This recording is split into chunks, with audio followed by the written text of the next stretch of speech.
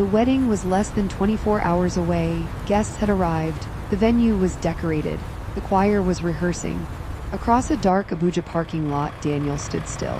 The woman he loved had just refused to answer a simple question.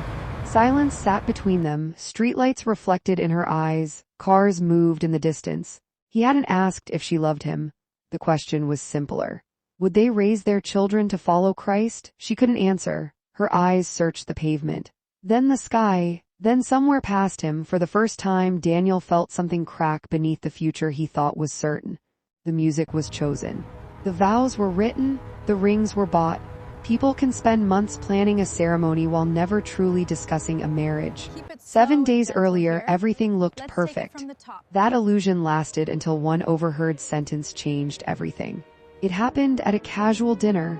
Laughter filled the room, wedding plans filled every conversation.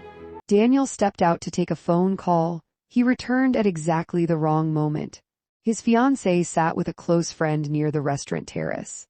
Neither saw him, neither knew he could hear them. The conversation seemed harmless at first, until one sentence separated itself from everything else. "The church thing is temporary," then she kept talking. "Once we're married, he'll adjust." Her friend laughed, she laughed too. Daniel didn't hear another word. He stood hidden behind a nearby wall, not moving, not breathing properly. His mind searched for explanations. A joke, sarcasm. Context he missed. None came. The rest of the evening appeared normal. The smiles remained. The laughter remained. Only Daniel had changed. That night he couldn't sleep. Around 3 a.m, a realization surfaced. The problem wasn't what she believed. The problem was that he didn't know she believed it. Daniel spent the night revisiting 2 years. Every memory became evidence. Every conversation became a clue. Every silence became suspicious. The next morning, 7 days until the wedding. 7 days felt dangerously short. He chose observation. Questions, listening. That evening he asked how she imagined raising future children. Her answer came quickly. Daniel noticed what she avoided more than what she said. She spoke about kindness, education, character, compassion. Faith was absent, not denied, not affirmed, simply bypassed. How many assumptions existed inside their relationship?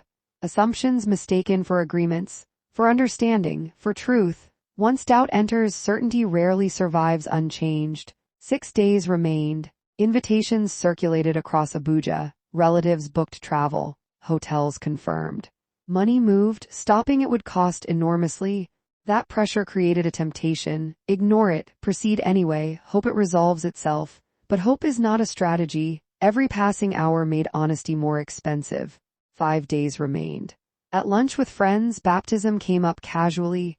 One friend mentioned raising children with biblical principles. Everyone agreed, everyone except her. She went quiet. Most people wouldn't have noticed. Daniel did.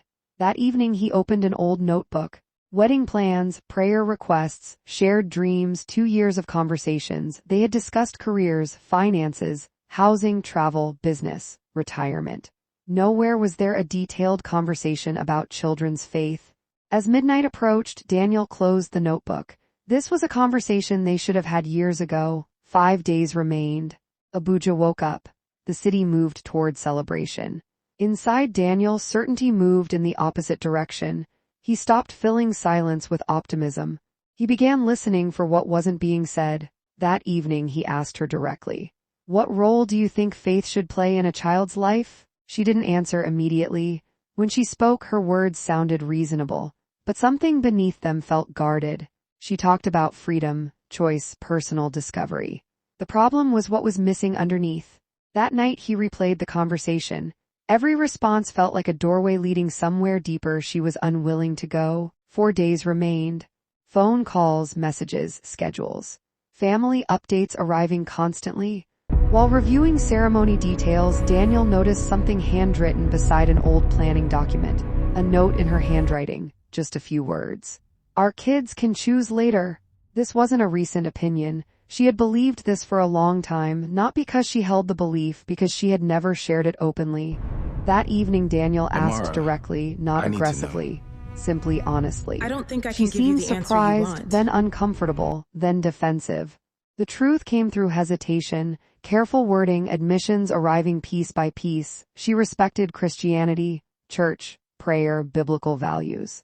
But she didn't want children raised inside what she called predetermined belief. That sentence hung between them. It sounded less like conviction and more like a wound. Where had this belief come from? Why had she hidden it? Why had she assumed he would simply adjust after marriage? 3 days remained. The first real argument arrived. Two people trying to explain realities the other couldn't fully see. Both left the conversation feeling misunderstood. Daniel saw faith as inheritance, a gift passed from one generation to the next. She saw belief as something chosen independently. Neither sounded unreasonable. That was the problem. Two sincere people interpreting the future through different emotional histories. Sincerity doesn't automatically create compatibility. The conversation ended unresolved. No breakthrough, no compromise, only silence. That night Daniel visited his parents. His father asked one question.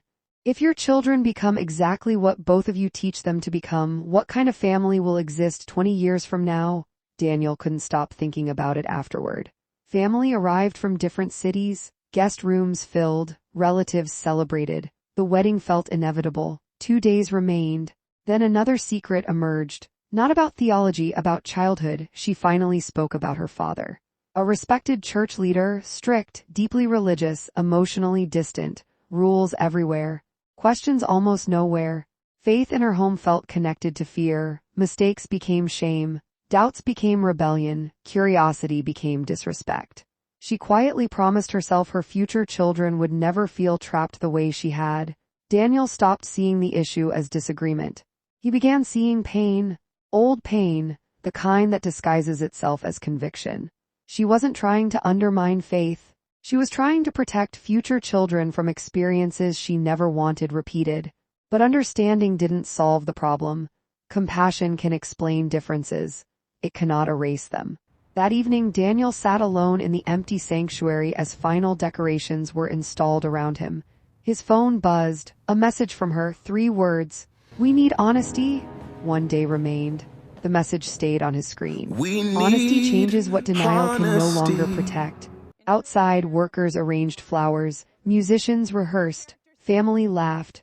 Beneath the surface, 2 lives stood close to a completely different outcome. Aligned. Daniel stared at the empty sanctuary. Rows of chairs stretched toward the altar. Almost done. Waiting, expecting.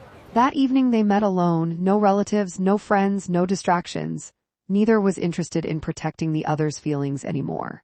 The conversation started with disappointment. I have to tell you Both the felt truth. misled. Both felt unheard. Daniel asked her directly, I'm listening. Why didn't you tell me sooner? She looked away, then she admitted it. She never expected it to matter this much. She assumed marriage would naturally solve what conversation had never addressed. Now she realized how wrong that assumption had been. 2 people hearing the same promises and imagining completely different futures. Neither recognizing the difference until now, she asked him a question. If I had told you on our first date, would you still be here? Daniel was quiet. Then he told the truth, probably not. The honesty landed between them like broken glass. Their relationship might never have begun if honesty had come sooner. The dreams, the plans, the imagined future, all built on assumptions nobody had challenged. Yet neither walked away. Love remained strong, genuine. Hours passed, walls came down, deeper truths emerged. Not about doctrine, about fear. She feared repeating her childhood, a home where faith felt forced, where questions felt dangerous. That fear had quietly shaped her decisions for years. Daniel carried a different fear, building a family spiritually divided from the beginning, children receiving conflicting truths from the people they trusted most. Neither sounded unreasonable. Neither sounded selfish, just wounded, just human. The conversation ended. As they walked toward separate cars, both felt it. Tomorrow would demand an answer they could no longer postpone.